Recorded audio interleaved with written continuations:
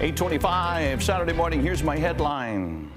Well, Billy, someone else's lucky numbers allegedly became one postal worker's ticket to jail. Ooh. Authorities say the postal employee intercepted a ticket worth $2,600 before it reached the intended recipient. Investigators say she later cashed the ticket and collected the winnings. She now faces grand theft and stolen mail charges. Stealing is never worth the gamble, and police say this shortcut delivered her straight to jail. Ouch. Usually the honey jar is the closest bees get to the kitchen, but one Alaska beekeeper has invited the whole hive inside. What? Yeah, now Tim Huffman built a glass observation hive that he describes as an aquarium filled with bees instead of fish.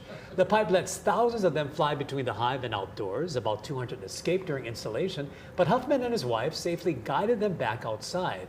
Now they enjoy the calming hum from their couch because there's no place like home. Like home. Who writes this stuff? Right, good writer, right? You gotta admit, right?